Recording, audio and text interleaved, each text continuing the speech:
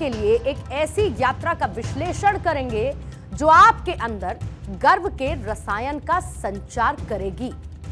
आज हमारे इस विश्लेषण से हर एक भारतीय को विजेता होने की अनुभूति होगी। इस यात्रा में 24 साल का संघर्ष, संयम और सफलता वाले विजन का एक वजन भी आपको महसूस होगा।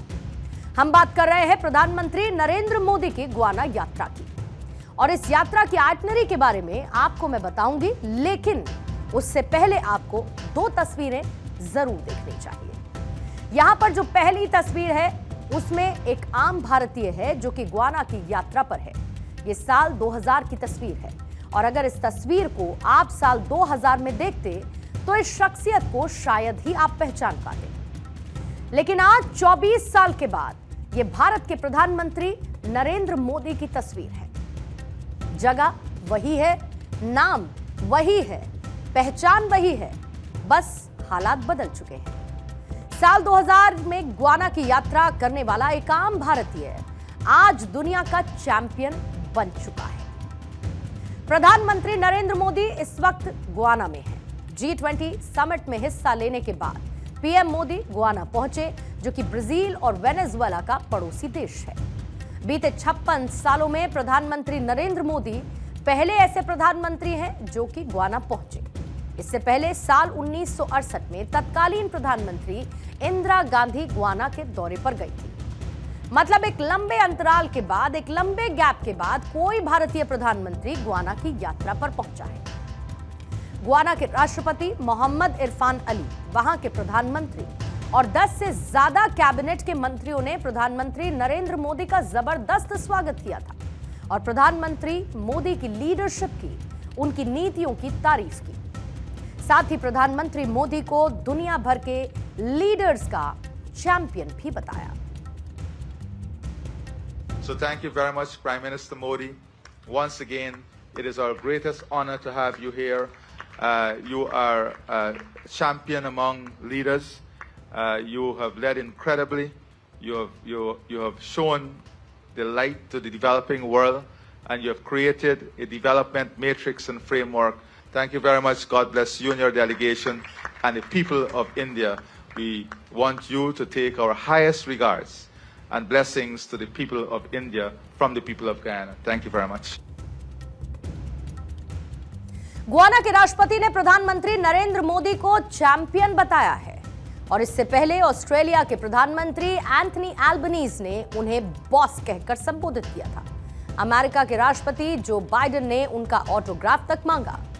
यह दरअसल एक नेता की शक्ति होती है जो कि दूसरे देश बिना किसी झिझक के उनको ऐसे टाइटल से संबोधित करते हैं।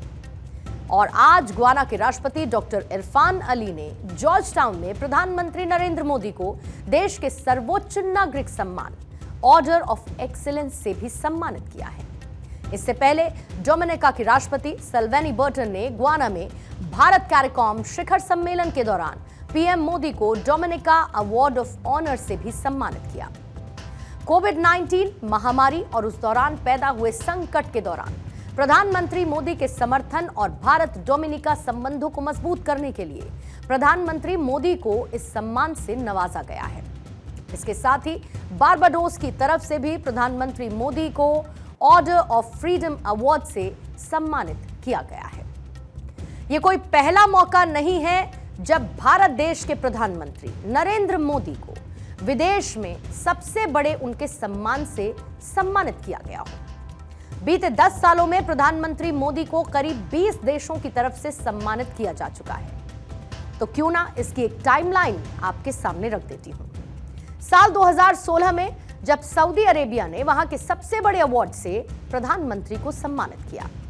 इसके बाद साल 2016 में ही अफगानिस्तान में उन्हें सम्मानित किया गया, और ठीक ऐसे ही साल 2018 में पैलेस्टीन, साल 2019 में मालदीव्स, साल 2019 में ही यूएई, 2019 में ही बहरीन, 2020 में यूएसए और 2023 में फिजी, 2023 में पापुआ न्यू गिनी और 2023 में इजिप्ट, साल 2023 में ही फ्रांस और साल 2023 में ही पलाऊ। ये सिलसिला 2023 में आगे चला। ग्रीस ने भी प्रधानमंत्री मोदी को सम्मानित किया। फिर साल 2024 जब भूटान ने, इसके साथ रशिया ने और नाइजीरिया ने, फिर उसके बाद आज की तस्वीर डोमिनिका ने और गुयाना ने प्रधानमंत्री को सम्मानित किया, साथ ही बारबाडोस ने भी। ये तो हो गई उस सम्मान की बात और उसकी वो तस्वीरें जो कि सभी भारतवासियों को पूरी दुनिया से मिल रहा है। अब हम आपको ये भी बताते हैं कि आखिर क्यों प्रधानमंत्री मोदी को गुयाना यात्रा, उनकी ये कोई सामान्य यात्रा, नॉर्मल यात्रा नहीं है। गुयाना 8,26,000 की आबादी वाला एक छोटा सा कैरिबियाई देश है, लेकिन इसी आबादी में करीब 40% आबादी भारतीय मूल के लोगों की है। दरअसल भारत की आजादी से पहले ब्रिटिश सरकार गुयाना में भारतवंशियों को गिरमिटिया समझौते के तहत लेकर आ गई थी। गिरमिटिया अंग्रेजी के शब्द अग्रीमेंट से बना हुआ है और उस वक्त गुयाना भारत की तरह ब्रिटेन की कॉलोनी हुआ करता था। ऐसे में यहां पर काम कराने के लिए भारत के उत्तर प्रदेश, बिहार और मध्य प्रदेश से लेबर्स को ले जाया जाता था। इन मजदूरों को कोई वेतन नहीं दिया जाता था, बल्कि ये बंधुआ मजदूर होते थे जिनसे सिर्फ काम लिया जाता था। और यही वजह है कि गुयाना के साथ भारत का एक मजबूत और ऐतिहासिक रिश्ता, जिसे प्रधानमंत्री नरेंद्र मोदी ने आज एक बार फिर से चर्चा में ला दिया है। 56 वर्षों के बाद किसी भारतीय प्रधानमंत्री का गयाना की यात्रा पर आना हमारे संबंधों में एक महत्वपूर्ण माइलस्टोन है। लगभग 24 वर्ष पहले एक सामान्य नागरिक के रूप में मुझे यहां आने का अवसर मिला था। भारत और गयाना के संबंध कितने ऐतिहासिक और गहरे हैं, उसकी झलक मैंने उस समय देखी थी। आज प्रधानमंत्री के रूप में एक बार फिर यहां आना मेरे लिए सौभाग्य की बात है। प्रधानमंत्री मोदी की गुयाना यात्रा और उसी का हम जिक्र कर रहे हैं। गुयाना के बारे में आपको बता देती हूँ, जो कि एक तटीय देश है और इसकी 90% आबादी तटीय इलाकों में ही रहती है। साल 2020 तक गुयाना में सब कुछ सामान्य रूप से चल रहा था, लेकिन इसके बाद गुयाना ने तेल और गैस के बड़े भंडारों की खोज की, जिसके बाद कैरिबियन क्षेत्र में गुयाना देखते ही देखते एक मजबूत देश बन चुका है। वर्ल्ड बैंक का एक डेटा यह बताता है कि कैसे कछुए की तरह चल रहा गुयाना साल 2020 के बाद अचानक से किसी फ्लाइट की तरह इकोनॉमिक टेक ऑफ कर चुका है। यहां पर जो आपको रेड लाइंस नजर आ रही हैं, वो है गुयाना, जो कि साल 2020 के बाद जब वहां पर तेल और गैस का भंडार मिला, उसके बाद अचानक से ऊपर की तरफ बढ़ा। उसकी जीडीपी बेहतर हुई, उसकी इकोनॉमी बेहतर हुई, लेकिन पूरी दुनिया की अर्थव्यवस्था अपनी उसी रफ्तार के साथ, जो आपको ग्रीन लाइन में इस वक्त दिख रही है, वैसे ही चलती रही। साल 2019 में गुयाना की जीडीपी, उसकी विकास दर 5.5% थी, जो कि साल 2020 में शूट अप करते हुए 42.48% तक जा पहुंची है। आज गुयाना की आबादी में 40% लोग भारतीय मूल के जरूर हैं, लेकिन इसके बावजूद गुयाना का सबसे बेस्ट फ्रेंड चीन है और इसकी वजह है भारत की पुरानी लीडरशिप, जिसने गुयाना और भारतीय डीएनए वाले देश से हमेशा दूरी बनाकर रखी। आज यही वजह है कि चीन गुयाना के कामों में उसकी मदद करके, इंफ्रास्ट्रक्चर को बिल्ड करके, सैन्य मदद करके उसका एक भरोसेमंद साथी बन चुका है। इसकी वजह से वहां के प्राकृतिक संसाधनों पर भी चीन की पकड़ मजबूत हो चुकी है। लेकिन अब प्रधानमंत्री नरेंद्र मोदी की कोशिश यह है कि गुयाना के साथ अपने ऐतिहासिक संबंधों को फिर से रीसेट किया जा सके। आज प्रधानमंत्री मोदी गुयाना की संसद में भी वहां के विशेष सत्र को भी संबोधित करते हुए सुनाई दिए, जहां पर उन्होंने भारत और गुयाना के संबंधों का एक फ्लैशबैक देते हुए यह बताया कि दोनों ने आजादी की लड़ाई लड़ी, कई संघर्षों को झेला और डेमोक्रेसी फर्स्ट, ह्यूमैनिटी फर्स्ट की अप्रोच के साथ आगे बढ़े। पिछले 200-250 साल में भारत और गयाना ने एक जैसी गुलामी देखी, एक जैसा संघर्ष देखा।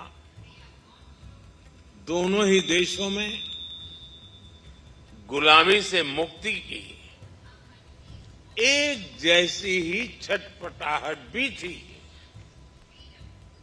आजादी की लड़ाई में यहां भी और वहां भी कितने ही लोगों ने अपना जीवन समर्पित कर दिया। सभी ने गुलामी से मुक्ति की इस लड़ाई मिलकर लड़ी और आजादी पाई। प्रधानमंत्री मोदी इससे पहले भी कई देशों की संसद में भारत की तरफ से अपना पक्ष रख चुके हैं। गोवा में प्रधानमंत्री मोदी का ये 14वां ऐसा मौका था। विदेशी संसद के विशेष सत्र में सबसे ज्यादा बार भाग लेने वाले प्रधानमंत्री मोदी ऐसे पहले प्रधानमंत्री हैं। इससे पहले भारत के प्रधानमंत्री रहे मनमोहन सिंह ने कुल 7 बार विदेशी संसदों को संबोधित भी किया था। प्रधानमंत्री मोदी का संबोधन पूर्व प्रधानमंत्री मनमोहन सिंह से 2 गुना है। पूर्व प्रधानमंत्री इंदिरा गांधी की विदेशी विधायिका में 4 बार अपना संबोधन दे चुकी है। इससे पहले पंडित जवाहरलाल नेहरू ने भी 3 बार विदेशी संसद में अपना संबोधन दिया। पूर्व प्रधानमंत्री राजीव गांधी ने कुल 2 बार विदेशी संसद में अपने संबोधन को रखा और मोरारजी देसाई और पीवी नरसिम्हा राव ने सबसे कम एक बार अपना संबोधन विदेशी संसद में दिया था। पिछले कुछ सालों में प्रधानमंत्री मोदी ने अमेरिका, यूरोप, अफ्रीका, ऑस्ट्रेलिया के साथ साथ एशिया तक दुनिया भर की कई संसद में अपने भाषण को दिया। विदेश की संसद में पीएम मोदी के उनके संबोधन वैश्विक मंच पर भारत के बढ़ते हुए प्रभाव को दिखाने के लिए काफी है। प्रधानमंत्री मोदी ने दुनिया के सबसे पुराने लोकतंत्र अमेरिकी कांग्रेस में भी संयुक्त सत्र को 2 बार संबोधित किया है।